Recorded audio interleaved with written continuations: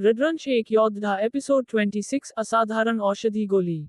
नीलामी घर से हथौड़े और गोल्डन कार्ड को लेने के बाद रुद्रांश और ध्रुव दोनों नीलामी घर से चले गए। उनके जाने के बाद काउंटर पर एक अधेड़ उम्र का व्यक्ति आया, जिसे देखकर नीलांबर उससे प्रणाम करते हुए बोला, प्रणाम महामंत्री जी। जिस पर महामंत्री अपना सर हिलाते हुए उनका प्रणाम स्वीकार किया। फिर महामंत्री नीलांबर की तरफ देखते हुए बोले, कैसे हो नीलांबर? जिस पर नीलांबर बोला, जी मैं तो ठीक हूँ। और राज परिवार में सब कैसा चल रहा है? उन दोनों के बीच की बात अगर कोई सुन लेता तो वह समझ जाता कि दोनों पुराने दोस्त हैं। और यह बात सच भी थी, क्योंकि महामंत्री और नीलांबर दोनों बहुत ही पुराने दोस्त थे। नीलांबर की बात सुनकर महामंत्री बोले, नीलांबर तुम्हें तो पता है राजकुमार की हालत कैसी है, और इसी वजह से ही महाराज राजपाट पर ज्यादा ध्यान नहीं दे पा रहे हैं। उनको हमेशा ही राजकुमार की चिंता लगा रहता है। इस बात से याद आया, मैंने आज तुम्हारे नीलामी से एक गोली खरीदी थी। इतना कहकर महामंत्री ने अपनी कमर से स्टोरेज अंगठी से एक थैली निकालकर नीलांबर को देते हुए बोले, नीलांबर यह रहा तुम्हारे उस गोली की कीमत है, जिसे मैं खरीदा था। जिस पर नीलांबर ने उस थैली को ले लिया और उस गोली के बोतल को महामंत्री की तरफ बढ़ा दिया। जब महामंत्री ने उस गोली को देखा तब उनकी आंखों में चमक सी आ गई। दरअसल महामंत्री सच में ये गोली राजकुमार विश्वरूप के लिए लेकर जा रहे थे। दरअसल राजकुमार विश्वरूप एक कुशल योद्धा थे। वो अभी मात्र 18 साल के थे, फिर भी अब तक वह मणिपुर चक्र स्टार के योद्धा बन चुके थे। पिछली जंग में राजकुमार अपने राज्य की तरफ से जंग में भाग लिए थे, जहां पर उनको गहरी अंदरूनी जख्म लगी थी। इस वजह से वह उस समय से अस्वस्थ हैं। उनका इलाज शक्तिनगर राज्य के सबसे बड़े वैद्य सुसेन ने भी उनका इलाज कर चुके थे, और उनका कहना था कि उनके पास भी राजकुमार को बचाने के लिए सटीक औषधि नहीं है, क्योंकि राजकुमार के अंदरूनी जख्म बहुत ही ज्यादा है। उन्होंने कुछ उपचार तो किया, पर उसका असर राजकुमार के अंदरूनी जख्म 20 से 30% ही ठीक हो पाए। उनके पास किसी ऐसी गोली का नुस्खा नहीं था जिससे किसी के अंदरूनी जख्म पूरी तरह से भर सके। इसीलिए जब महामंत्री जी, जिनका नाम ज्ञानदेव था, उन्होंने जब इस गोली का जिक्र सुना कि यह गोली अंदरूनी जख्मों को पूरी तरह से ठीक कर सकते हैं, तब उन्होंने इस गोली को तुरंत ही खरीद लिया। नीलांबर के उस गोली को उन्हें देने के बाद महामंत्री नीलांबर से पूछते हैं, वैसे नीलांबर क्या तुम्हें पता है कि यह गोली किस वैद्य ने बनाई है? इस पर नीलांबर बोलता है, माफ करना ज्ञानदेव, पर मैं इस गोली को बनाने वाले वैद्य के बारे में कुछ भी नहीं जानता। मैं बस इतना जानत हूं कि वह बर्ड एक बहुत ही ताकतवर और प्रसिद्ध व्यक्ति है। और तुम्हें भी ये पता चला गया होगा इस गली की खासियत देखकर। और इस गोली को उस वैद्य के एक शिष्य ने हमारे नीलामी घर में नीलामी करने के लिए आया था।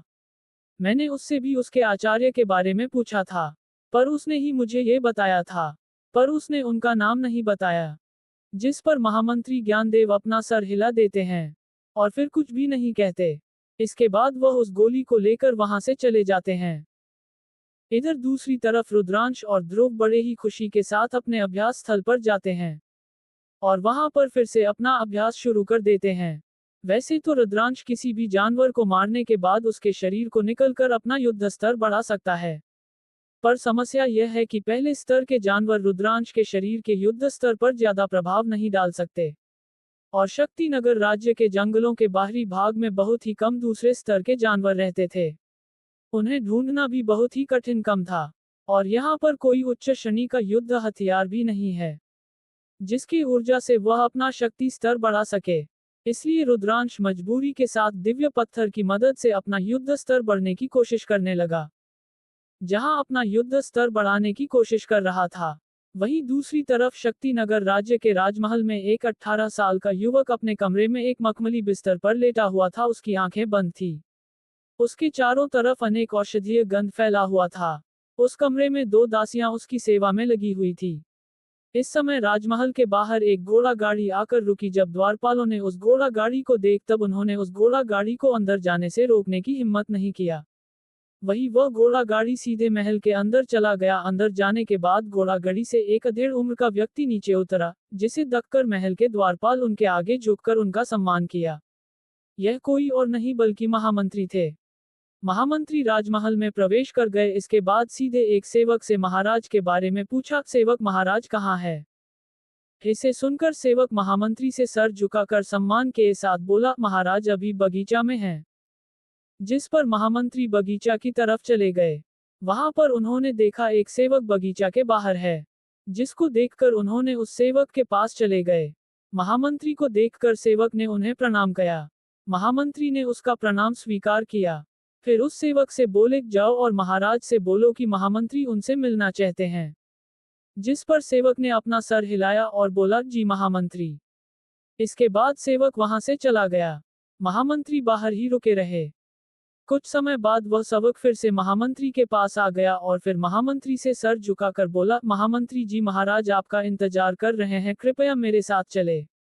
जिसे सुनकर महामंत्री ने अपना सर हिला दिया, फिर उस सेवक के पीछे चले गए। कुछ ही पलों में वह महाराज के सामने खड़े हुए। महाराज के सामने आकर महामंत्री ने महाराज को प्रणाम किया और बोले, प्रणाम महाराज। इधर महाराज, जिनका नाम धीरेन्द्र सिंह है, उन्होंने भी उनका प्रणाम स्वीकार किया। इसके बाद महाराज महामंत्री को देखकर बोले, महामंत्री आपका यहाँ पर कैसे आना हुआ? इधर महामंत्री ने ज्यादा कुछ ना बोलते हुए सिर्फ अपनी स्टोरेज अंगूठी से एक बोतल निकालकर महाराज के सामने बढ़ा दिया। जिसे देखकर महाराज ने पूछा, महामंत्री इस बोतल में क्या है? इधर महामंत्री बोले, महाराज यह एक अंदरूनी जख्मों को भरने वाली गोली है। इससे राजकुमार का कुछ हद तक इलाज किया जा सकता है। जिसे सुनकर महाराज बोले, क्या सच में? क्या आप सच बोल रहे हैं महामंत्री? महामंत्री बोला, जी महाराज। जिसे सुनकर महाराज खुश हो गए। फिर महाराज महामंत्री से बोल, तो फिर देरी किस बात की, आप चलें राजकुमार के पास। जिसे सुनकर महामंत्री ने अपना सर हिला दिया और फिर दोनों राजकुमार के कक्ष की तरफ चल दिए। कुछ ही पलों में महामंत्री और महाराज दोनों राजकुमार विश्वरूप के कमरे में पहुंच गए। वहां पहुंचकर उसने देखा कि राजकुमार एक बिस्तर पर लेटे हुए हैं और अभी वह जाग चुके हैं। उनको जगा हुआ देखकर महाराज उनकी तरफ देखकर बोले, बेटे विश्वरूप, तुम्हें होश आ गया? इसे सुनकर भी राजकुमार विश्वरूप में कुछ भी जवाब नहीं दिया। इधर महाराज थोड़ा उदास हो गए। दरअसल राजकुमार की हालत इतनी खराब थी, वह होश में तो थे पर कुछ ही बोलने के हालात में नहीं थे। महाराज की उदासी देखकर महामंत्री ने उन्हें सांत्वना दी। इसके बाद उन्होंने देर ना करते हुए महामंत्री ने उस बोतल से गोली को निकालकर राजकुमार को खिला दिया। इसके बाद उन्होंने अपनी आत्मीय शक्तियों से उस गोली की शक्तियों को राजकुमार के शक्ति मार्ग से होते हुए उनके सभी अंदरूनी जख्मों पर प्रसारित करना शुरू कर दिया। ऐसा करने के बाद उन्होंने एक गहरी सांस ली और वहीं पर खड़े हो गए और राजकुमार की तरफ ध्यान से देखने लगे। दरअसल महामंत्री भी एक दूसरे स्तर के वैद्य थे, इसलिए उनके पास भी एक वैद्य का अनुभव था। इसी कारण से वह उस गोली को राजकुमार के शरीर में प्रसारित कर पाए। इधर कुछ समय बीतने के बाद भी राजकुमार के शरीर में कोई भी बदलाव नहीं आया था। महाराज कुछ समय तक राजकुमार की हालत में कोई भी सुधार न होता हुआ देखकर महामंत्री की तरफ देखते हुए एक चिंतित स्वर में बोले, महामंत्री, आपने तो कहा था कि यह गोली राजकुमार के जख्मों को भर सकता है, पर यहाँ पर तो राजकुमार के शरीर में कोई भी परिवर्तन नहीं दिख रहा है। जिस पर महामंत्री बोले, आप कृपया धैर्य रखें महाराज। कुछ औषधि के प्रभाव की गति थोड़ी धीमी भी होती है। कुछ समय में राजकुमार के शरीर में इस गोली का प्रभाव दिखने शुरू हो जाएगा। उन्होंने ये सब कह तो दिया, पर उन्हें भी इस बात पर ज्यादा विश्वास नहीं था, क्योंकि किसी भी गोली का प्रभाव अभी तक हो जाना चाहिए था।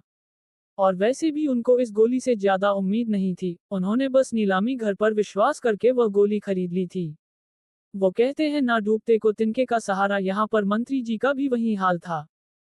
महाराज के सामने भी उस गोली के बारे में कहते वक्त महामंत्री के चेहरे पर भी थोड़ी परेशानी थी। इतने समय तक राजकुमार के शरीर पर कोई भी परिवर्तन नहीं आया देखकर वह परेशान थे। वो अभी परेशान हो ही रहे थे कि तभी राजकुमार विश्वरूप के शरीर में कुछ हलचल होनी शुरू हो गई, जिसे देखकर महामंत्री के चेहरे पर थोड़ी राहत आ गई। फिर उन्होंने चेहरे पर एक मुस्कान लाते हुए महाराज की तरफ देखते हुए बोले, महाराज, वह देखिए, राजकुमार के शरीर में कुछ हलचल शुरू हो रही है। जब महाराज ने महामंत्री की बात सुनी तो राजकुमार की तरफ देखकर महाराज धीरेन्द्र सिंह कुमार की तरफ देखने लगे। इधर कुछ समय बाद राजकुमार विश्वरूप के शरीर में हलचल होनी बंद हो गई। इसके बाद राजकुमार ने अपने पिता की तरफ देखकर बोले, पिताजी। महाराज ने जब राजकुमार के मुख से अपने लिए पिता शब्द सुनी तब उनके आंखों से आंसू बह निकले। इसके बाद राजकुमार को देखते हुए महाराज बोल, मेरे बेटे, अब तुम्हें कैसा लग रहा है? जिसे सुनकर राजकुमार मुस्कुराते हुए बोले, आप चिंता न करें पिताजी, अभी मुझे थोड़ा अच्छा लग रहा है। जब महामंत्री ने राजकुमार की बात सुनी तब उनकी आंखों में फिर से एक चमक आ गई। फिर उन्होंने महाराज से बोले, महाराज कृपया मुझे राजकुमार की जांच करने दे। जिस पर महाराज ने सहमति जताया। फिर महामंत्री राजकुमार के पास चले गए और उनके हाथों को पकड़ लिया और फिर अपनी अपनी ऊर्जा को राजकुमार के शरीर में प्रसारित करके उनके शरीर की जांच करने लगे। उन्होंने जब राजकुमार के शरीर की जांच किया तब उनको पता चला कि राजकुमार के शरीर की अंदरूनी जख्म पिछली बार से 30 से 40% ठीक हो चुका है। महामंत्री ये देखकर चौंक गए, क्योंकि उन्होंने पहले ही उस गोली की जांच कर ली थी और उनको पता था कि यह पहले स्तर की गोली है। उनको ये लगा था कि इस गोली की मदद से राजकुमार का अंदरूनी जख्म ज्यादा से ज्यादा 10 से 15% ही ठीक हो पाएगा, क्योंकि उन्हें पता था कि यह गोली सिर्फ स्वादिष्ठान चक्र से कम स्तर वाले योद्धाओं के लिए उपयोगी है। ये बात उनको उस गोली की जांच करने के बाद पता चली थी, पर उनको इस बात की उम्मीद नहीं थी कि यह गोली किसी के अंदरूनी जख्म के लिए इतनी ज्यादा फायदेमंद होगा। फिर उन्होंने अविश्वास के साथ आश्चर्यचकित होकर बोला, असंभव, ये कैसे हो सकता है। महामंत्री की बात सुनकर महाराज धीरेन्द्र सिंह और राजकुमार दोनों ही उनकी तरफ हैरानी और असमंजस में देखने लगे। फिर महाराज उनकी तरफ देखते हुए बोले, क्या बात है महामंत्री, आप इतने अचरज में क्यों हैं। जिस पर महामंत्री बोले, महाराज ये गोली कोई साधारण गोली नहीं है। ये सिर्फ एक पहले स्तर की गोली है, पर इसका असर किसी तीसरे स्तर की गोली से भी ज्यादा है। इस गोली ने राजकुमार के अंदरूनी जख्मों को पहले से ही 30 से 40% तक भर दिया है। दरअसल रुद्रांश ने ये गोली अपने पूर्वजों की यादों से मिली एक प्राचीन विधि से बनाया था और इसमें उसने एक विशेष जीवन दायिनी मंत्र का प्रयोग किया था, जो कि स्वयं नागराज वासुकी का दिया हुआ मंत्र था। इसीलिए ये गोली साधारण कैसे हो सकती थी। मुख्यमंत्री की बात सुनकर तो महाराज भी आश्चर्यचकित हुए बना रह नहीं सक, क्योंकि राजकुमार को शक्तिनगर राज्य के सबसे महान वैद्य, जो कि एक तीसरे स्तर के वैद्य हैं, उनके औषधि ने भी विश्वरूप के जख्मों को 30% ही ठीक पाए थे। अब महामंत्री कह रहे हैं कि एक पहले स्तर की गोली राजकुमार को पहले से 30 से 40% तक ठीक कर चुका है। फिर महाराज आश्चर्यचकित स्वर में महामंत्री से बोले, महामंत्री आप सच बोल रहे हैं। इधर महामंत्री चेहरे पर अविश्वास से भारी मुस्कान आ गया। महामंत्री महाराज की तरफ देखने लगे पर वो कुछ कह नहीं पाए। महामंत्री के ऐसी हालत देखकर महाराज भी समझ गए कि यह गोली कितने अर्थसाधन है। इसके बाद उनके मस्तिष्क में एक बात आई। उन्होंने मन ही मन सोचा, अगर किसी वैद्य की एक साधारण सी गोली अगर इतनी चमत्कारी है, तो वह वैद्य कितनी चमत्कारी होगा। इतना सोचते ही उनके चेहरे पर खुशी छा गई। फिर उन्होंने महामंत्री की तरफ देखकर बोले, महामंत्री आपने ये गोली कहाँ से प्राप्त की थी। जिस पर महामंत्री चौंक गए। उन्होंने कभी भी यह नहीं सोचा था महाराज उनसे यह बात पूछेंगे, पर उन्होंने उनकी बात का जवाब दिया, महाराज मैंने ये गोली नीलम नीलामी घर से नीलामी में खरीदा था। जिस पर महाराज बोले, क्या आपको पता है कि यह गोली किसने बनाया है। जिस पर महामंत्री ने अपना सर ना में हिला दिया। जिस पर महाराज बोले, महामंत्री आपको किसी भी हालत में उस वैद्य को ढूंढना पड़ेगा। जिस पर महामंत्री भी समझ गए कि महाराज के खाने का क्या मतलब है। वह खुद भी समझ सकते थे कि जिस व्यक्ति ने ये गोली बनाई है वह अगर चाहे तो राजकुमारी को चुटकियों में ठीक कर सकता है। इतना सोचकर महामंत्री महाराज की तरफ देखकर बोले, जी महाराज मैं पूरी कोशिश करूंगा। जिस पर महाराज ने अपना सर हिला दिया। इसे बाद महामंत्री बोले, महाराज अब कृपया मुझे जाने की आज्ञा दे, मैं आज से ही इसी काम में लग जाऊंगा। जिसे सुनकर महाराज ने उनको जाने का इशारा कर दिया। फिर महामंत्री राजमहल से चले गए। क्या होगा आग, क्या महामंत्री ढूंढ पाएंगे रुद्रांश को। क्या रुद्रांश सच में ठीक कर पाएगा राजकुमार को। जानने के लिए देखते रहिए रुद्रांश एक योद्धा। रुद्रांश एक योद्धा एपिसोड 27 प्राचीन हथौड़े की परीक्षा। महामंत्री राजमहल से निकालने के बाद उस वैद्य से मिलने के लिए इतने उत्साहित थे कि उन्होंने देर ना करते हुए सीधे नीलामी घर पहुंच गए। वहां पहुंचते पर बाहर किसी भी गार्ड ने उनको नहीं रोका। क्यों, मैं सभी के पता है कि वह कौन है। वह नीलामी घर के अंदर चले गए। फिर उन्होंने सीधे नीलांबर से मिले। नीलांबर महामंत्री को देखकर चौंक गया। उसे यह समझ में नहीं आ रहा था कि महामंत्री अभी अभी कुछ समय पहले ही उस गोली को लेकर गए थे और अभी नीलामी घर पर क्यों आए हैं। पर फिर उन्होंने अपनी चिंता को अपने चेहरे पर नहीं आने दिया। उसने महामंत्री की तरफ मुस्कुराते हुए देखा और बोला, अरे जयदेव, फिर से कैसे आना हुआ? इधर महामंत्री नीलांबर की बात सुनकर उसकी तरफ अपने चेहरे पर एक बड़ी सी मुस्कान लाकर उसके पास पहुंचकर उन्होंने नीलांबर के गले लग गए। फिर एक खुशी से भरी आवाज में नीलांबर से बोले, नीलांबर, मैं तुम्हें बता नहीं सकता कि मैं कितना खुश हूं। दरअसल महामंत्री शाही परिवार के सच्चे विश्वास पात्र थे। वह राजकुमार के कुछ हद तक ठीक होने की वजह से इतनी ज्यादा खुश थे कि वह अपनी खुशी रोक नहीं पा रहे थे। उनकी खुशी देखकर नीलांबर को कुछ समझ ही नहीं आ रहा था। फिर ज्ञानदेव की बात सुनकर नीलांबर चेहरे पर खुशी के साथ उनकी तरफ देखते हुए बोले, ज्ञानदेव, तुम तो बड़े ही खुश लग रहे हो।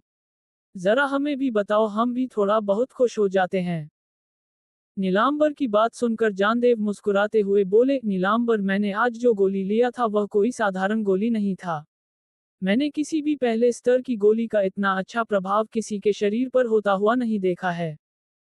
जिसे सुनकर नीलांबर थोड़ा असमंजस में पड़ गया और ना समझों की तरह महामंत्री की तरफ देखने लगा। जब महामंत्री अपने दोस्त की ऐसी हालत देखकर मुस्कुराते हुए बोले, तुम मेरी बात नहीं समझे ना? इस पर नीलांबर ने अपना सर ना में हिला दिया, जिसे देखकर महामंत्री मुस्कुराने लगे। फिर वह मुस्कुराते हुए उनको बताया कि उस गोली का राजकुमार के शरीर पर क्या असर हुआ। जब नीलांबर ने महामंत्री की बात सुनी तब वह भी आश्चर्यचकित हो गया। उसने आश्चर्यचकित आवाज में महामंत्री से बोला, ज्ञानदेव, क्या तुम सच बोल रहे हो? जिस पर ज्ञानदेव ने मुस्कुराते हुए अपना सर हिला दिया। इधर जब नीलांबर को संतुष्टि हो गया कि ज्ञानदेव सच बोल रहे हैं तो उसने मन ही मन बोला, ऐसी गोली तो प्राचीन काल में भी मिलना बहुत मुश्किल होता होगा। लगता है जिसने ये गोली बनाई थी वह बहुत ही प्राचीन दल से आता है। नीलांबर अभी अपने मन में ये सब सोच ही रहा था कि तभी महामंत्री ज्ञानदेव की थोड़ी उत्साहित आवाज सुनाई दिया, नीलांबर, क्या तुम उस वैद्य को मुझे मिला सकते हो? जब नीलांबर ने ज्ञानदेव की बात सुनी तब उसके चेहरे पर एक शर्मिंदगी और खुद का मजाक उड़ने वाली मुस्कान आ गई। फिर उसने ज्ञानदीप की तरफ देखते हुए थोड़ी शर्मिंदगी के साथ बोला, माफ करना मेरे दोस्त, पर मैं ऐसा नहीं कर सकता। जिसे सुनकर मुख्यमंत्री भी थोड़ा चिंतित हो गए, पर फिर उन्होंने नीलांबर से पूछने लगे, पर क्यों तुम मुझे उससे नहीं मिला सकते? जिस पर नीलांबर एक आह भरते हुए कहा, देखो ज्ञानदीप, हमारे यहाँ जो भी आता है हमें उन्हें खुश रखना पड़ता है। इसलिए हम किसी को उनके पृष्ठभूमि बारे में जबरदस्ती नहीं पूछ सकते। और इस गोली की बात अगर है तो ये गोली एक लड़का लेकर आया था। उसका कहना था कि यह गोली उसके गुरु ने बनाई थी, पर मैं जब उसके गुरु का नाम पूछा तब मना करते हुए उसने ये कहा कि उसके गुरु एक बहुत ही बड़े वैद्य है और उन्होंने किसको भी अपना परिचय देने से मना किया है। और तुम्हें तो पता ही है, इस दुनिया में बहुत से ऐसे योद्धा है जो अपने आप को दुनिया से छुपा कर रखते हैं। और अक्सर देखा गया है कि ऐसे योद्धा बहुत ही रहस्यमय और ताकतवर होते हैं। इसलिए हम उनको नाराज करने की जोखिम नहीं उठा सकते। जब महामंत्री ने नीलांबर की बात सुनी तब उसने अपने आप को शांत किया। वह भी समझ सकते थे कि नीलांबर एक कहने का मतलब क्या था। फिर ज्ञानदेव ने नीलांबर की तरफ देखकर बोले, अच्छा नीलांबर, क्या तुम्हें उस लड़के का नाम पता है? जिस पर नीलांबर बोला, उसने अपना नाम रुद्र बताया था। जब महामंत्री ने उस लड़के का नाम सुना तब उन्होंने उस नाम को अपने मन में याद कर लिया। फिर वह नीलांबर की तरफ देखकर गंभीरता के साथ उसकी तरफ देखते हुए बोले, ठीक है नीलांबर, अगर ऐसी ही बात है तो मैं समझ सकता हूँ। पर क्या तुम मेरे लिए कुछ कर सकते हो? जिसे सुनकर नीलांबर बोला, ठीक है, बताओ मैं तुम्हारे लिए क्या कर सकता हूँ। जिस पर महामंत्री बोले, जब कभी भी तुम्हें उस लड़के के बारे में और कोई भी जानकारी मिले तो तुम मुझे बताओगे। और अगर वह यहाँ पर वापस आता है तब उसे एक बार राजकुमार के इलाज के लिए मनाने की कोशिश जरूर करना। इसे सुनकर नीलांबर ने अपना सर हाँ में हिला दिया। दरअसल उसे भी यह समझ में आ रहा था कि क्यों महामंत्री उस वैद्य को ढूंढ रहे हैं। ऐसा चमत्कारी वैद्य जरूर ही राजकुमार को ठीक कर सकता है। इसके बाद महामंत्री वापस मुड़े और नीलामी घर से चले गए। जहां ये सब हो रहा था वहीं दूसरी तरफ जंगल के एक निर्जन स्थान पर एक लड़का जमीन पर बैठे है अपना साधना कर रहा था। उसके चारों तरफ कुछ उच्च श्रेणी के ऊर्जा पत्थर बिखरा हुआ था। उन ऊर्जा पत्थर में से ऊर्जा निकालकर उस लड़के के चारों तरफ घूमते हुए उसके शरीर में समा रहा था। वह लड़का आंख बंद करके साधना कर ही रहा था कि तभी वहां पर उसे कुछ जोर से टकराने की आवाज सुनाई दिया। इससे उसका ध्यान भटक गया। फिर उसने उस आवाज की तरफ देखा, तब उसे दिखा ध्रुव अपना अभ्यास कर रहा है। उसने उस हथौड़े को एक पत्थर पर मार देता था, जिस वजह से वह पत्थर 2 टुकड़ों में टूट गया था। इधर जब ध्रुव ने यह महसूस किया कि उसके अभ्यास से जो आवाज उत्पन्न हुई थी, उसकी वजह से रुद्रांश का ध्यान भंग हो गया है। इसे महसूस करते ही ध्रुव अपना सर के पीछे हाथ रखते हुए हल्की शर्मिंदगी के साथ रुद्रांश की तरफ देखकर बोला, माफ करना रुद्रांश भाई, मेरी वजह से आपका ध्यान टूट गया।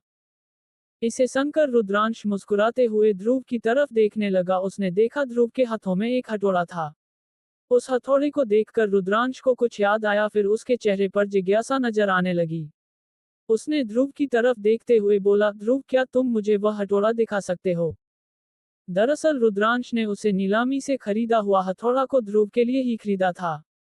भले ही सभी लोगों को ऐसा लग रहा था कि वह एक दूसरे स्तर का हथियार है, पर रुद्रांश की आंखों ने उसकी सच्चाई देखी थी। और फिर उसे खरीद कर रुद्रांश ने ध्रुव को दे दिया। और इस हथौड़े से ही ध्रुव अपना अभ्यास कर रहा था। ध्रुव ने जब रुद्रांश की बात सुनी, तब उसने उस हथौड़े को देखा जो कि उसके हाथों में था, और फिर उसने ज्यादा कुछ ना सोचते हुए रुद्रांश को दे दिया। इधर रुद्रांश ने उस हथौड़े को पकड़ा और ध्यान से देखने लगा। दरअसल उसने जब अपनी आंखों की शक्ति से उस हथौड़े को देखा था, तब उसने उस हथौड़े में कुछ लकीरें देखी थी। और उस हथौड़े को खरीदने की यह भी एक वजह थी। रुद्रांश ने अपने हाथों में उस हथौड़े को पकड़ा, फिर उसने अपनी आंखों की शक्ति को सक्रिय कर दिया। इसके बाद उसकी आंखों में एक सुनहरी चमक आ गई। उसके बाद रुद्रांश ने ध्यान से उस हथौड़े को देखने लगा। जब उस हथौड़े को रुद्रांश ने देखा, तब उसको दिखा कि बहु हथौड़ा एक तीसरे स्तर का युद्ध हथियार है और उसमें कुछ आड़ी तिरछी लकीरें बनी हुई है। जब रुद्रांश ने उस लकीरों को देखा, तब उसको कुछ समझ में आ गया। दरअसल वह लकीरें बिल्कुल किसी नक्शे की तरह दिख रही थी। रुद्रांश उस नक्शे को पढ़ नहीं पा रहा था। उस नक्शे को देखकर रुद्रांश की आंखों में एक चमक आ गई। फिर उसने उस नक्शे को पढ़ने की कोशिश करने लगा, पर वह उस नक्शे को पढ़ नहीं पा रहा था। जब रुद्रांश उस नक्शे को पढ़ नहीं पाया, तब वह परेशान हो गया। उसने मन ही मन कहा, आखिर यह सब हो क्या रहा है? क्या सच में यह एक नक्शा है? और अगर यह नक्शा है, तो फिर मेरी आंखों की शक्ति इस नक्शे को पढ़ क्यों नहीं पा रही है? क्या इस हथौड़े के पिछले मालिक ने इस पर कुछ अंशों की शक्तियां तो नहीं छोड़ी है?